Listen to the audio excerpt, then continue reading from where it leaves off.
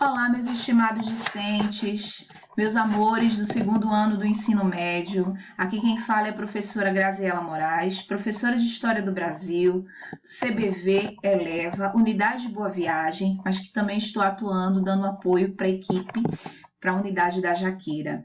Primeiramente, eu quero dar a todos e todas as minhas boas-vindas a mais uma semana de atividades, né? Estamos nesse projeto novo e, ao mesmo tempo, quero deixar aqui um recadinho do coração para que vocês saibam que a gente está cuidando de cada detalhe com muito carinho para vocês e que vocês podem e devem, claro, compartilhar conosco as suas dificuldades no que cabe às questões da aprendizagem.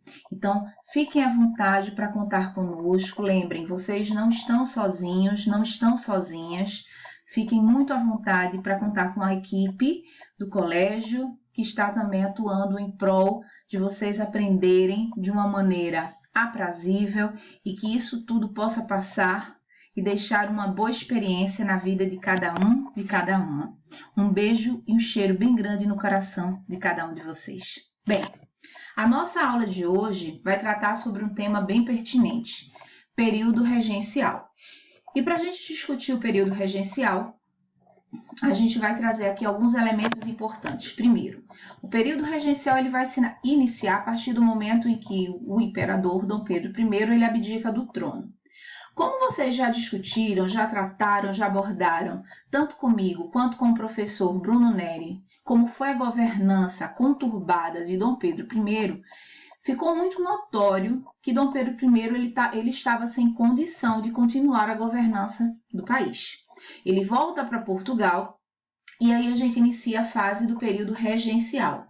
O período regencial, na verdade, ele vai acabar sendo um período transitório que vai preparar nessa fase específica o nosso futuro imperador, que nesse período, Pedrinho II, tinha apenas 5 anos de idade. Bem, o próprio período regencial, ou melhor, a regência, já havia sido estabelecida, inclusive, na nossa Constituição de 1824.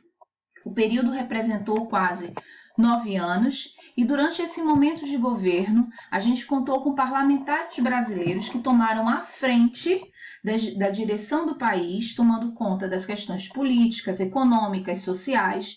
E esse período também foi um período marcado por muitos conflitos, muitos confrontos. Por quê? Porque sem rei, percebeu-se também que além de não termos um rei, nós não tínhamos ainda um projeto político, jurídico devidamente consolidado. Várias ideias, várias propostas, entraram em baila. E tudo isso, gente, vai refletir no cenário conflituoso que o próprio período regencial significou. Havia um grupo que defendia a república, havia um grupo que era abolicionista, havia um grupo monarquista centralizador, havia um grupo monarquista que defendia a descentralização política para as províncias. Então, toda essa ebulição de ideias esteve presente nessa fase tão curta da nossa história e, ao mesmo tempo, tão agitada.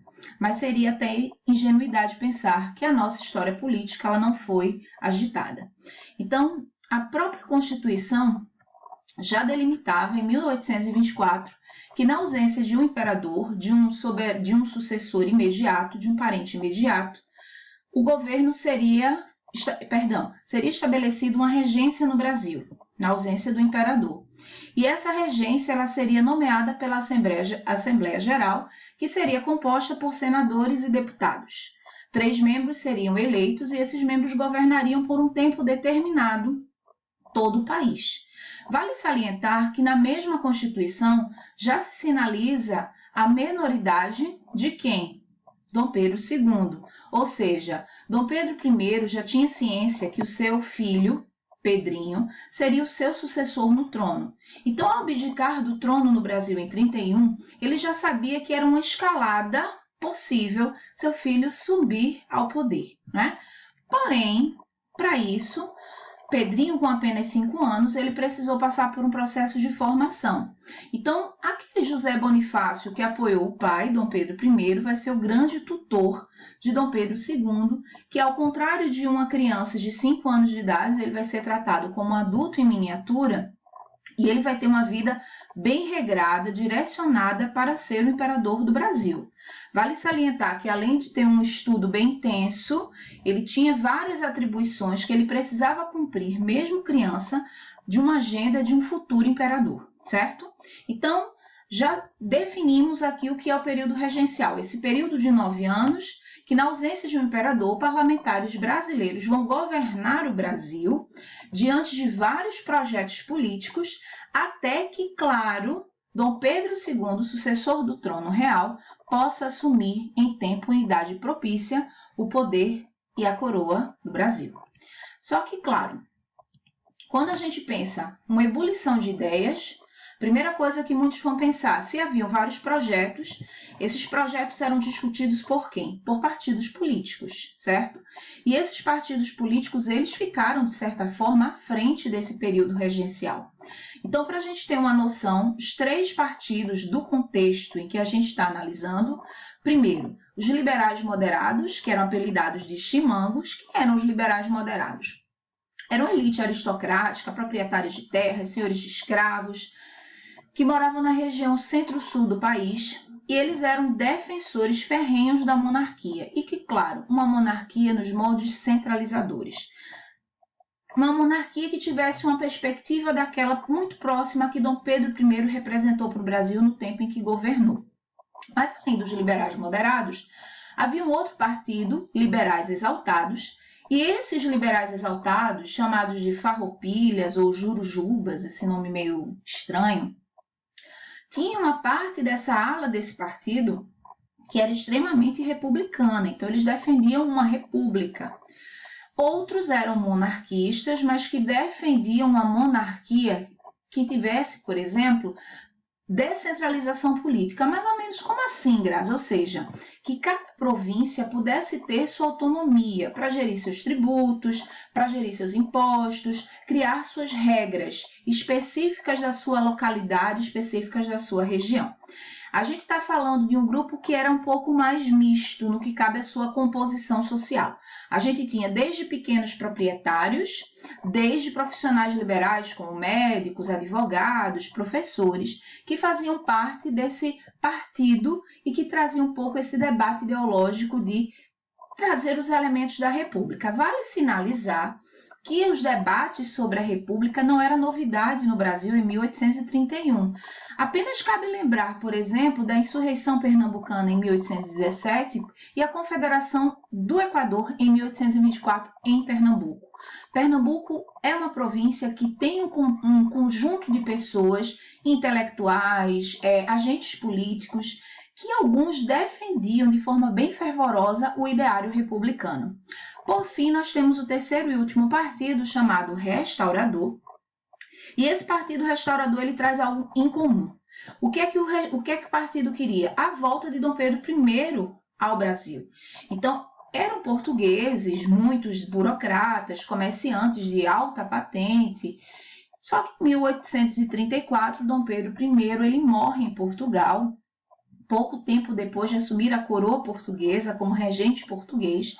E, infelizmente, esse partido acaba perdendo a sua grande marca de defesa do volta a Dom Pedro. E esse partido restaurador, ele vai se diluir nos demais partidos. Claro que, pela identificação, a maioria desses representantes eles vão se agregar ao Partido Liberal Moderador, certo? Vale salientar também que, diante desse momento de conjunção de partidos, restauradores com os liberais moderados, ocorreram muitos conflitos. Sobretudo, podemos pensar do ponto de vista de uma certa xenofobia dos portugueses em relação aos brasileiros que faziam parte desse partido, uma disputa que tinha um pouco essa questão étnico muito forte e muito presente. Mas nem tudo são flores no que cabe às questões políticas e partidárias no Brasil. O século XIX não vai ser diferente. O Partido Liberal Moderado ele vai sofrer uma alteração bem brusca no que cabe ao período regencial. Em 1837, quando a gente está já diante das regências unas, ou seja, apenas um líder governando a nação, um regente, melhor dizendo, o Partido Liberal ele vai se dividir em dois grandes grupos ideológicos, progressistas e regressistas, que vai culminar em 1840 com a formação de dois grandes partidos. No que cabe aos progressistas, a gente vai ter a formação do Partido Liberal, E no que cabe aos regressistas, a gente vai ter a criação do Partido Conservador em 1840.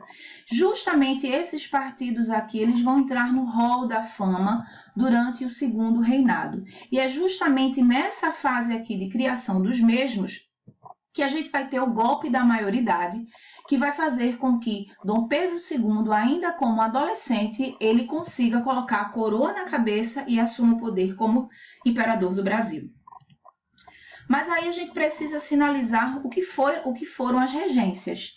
Essas regências, elas se dividiram em 3 fases. A primeira, provisória, regência trina, ou seja, 3 representantes, né, como eu falei, da Assembleia Geral, que vai, na verdade, estar estabelecendo esse processo de transição do primeiro reinado para uma regência. Segunda fase, a regência trina permanente, que vai durar até 35, e por fim as chamadas regências unas, que vão ter 2 grandes lideranças. A primeira, Diogo Feijó, o padre Diogo Feijó, e a segunda, Araújo Lima, um homem mais conservador. Diante dessas regências, é sempre importante situar o que é que elas trouxeram de novo para o Brasil. O que é que elas trouxeram de transformação daquilo que a gente estava vivendo no século XIX? Então, eu vou citar, por exemplo, durante a regência trina permanente, a criação de 3 instituições. Primeiro, a Guarda Nacional, que é uma instituição paramilitar com a função policial. Na verdade, a gente tinha um exército, o exército cumpre um papel centralizador nacional e essa Guarda Nacional atua muito localmente. Ela vai ser composta por grandes proprietários de terra, senhores de escravos, homens que tinham influência econômica, influência política e que quanto maior riqueza tivesse, maior patente eles teriam diante dessa Guarda Nacional. Por exemplo, um homem muito poderoso poderia se tornar um coronel. A Guarda Nacional vai ter um papel também muito importante durante a Guerra do Paraguai, porém isso não é capítulo para hoje, né? Outra criação do período, o Código Criminal. O Código Criminal ele vai estabelecer o que é crime, como se dá o processo e como vai ser também o processo de julgamento daquele sujeito que é tido como criminoso. Por fim, o ato adicional. O ato adicional ele vai ser um instrumento importante, por quê? Porque um ato adicional é um adendo à Constituição, um acréscimo à Constituição, que vai permitir que as províncias passem a ter autonomia, por exemplo, para decidir sobre sua polícia, para decidir sobre seus impostos, para decidir sobre suas leis. O ato adicional, de certa forma, permite uma experiência federativa a essas províncias, que já era algo, por exemplo, muito solicitado por uma elite em Pernambuco, mas também por elites de outras províncias Brasil afora. E esse ato adicional, ele vai gerar uma grande confusão diante dos regentes, porque muitos não vão concordar. Como boa parte da regência foi formada e foi governada pelos liberais moderados, por aquele partido que depois se fragmentou, é justamente por conta do ato adicional que esse partido ele vai sofrer uma cisão.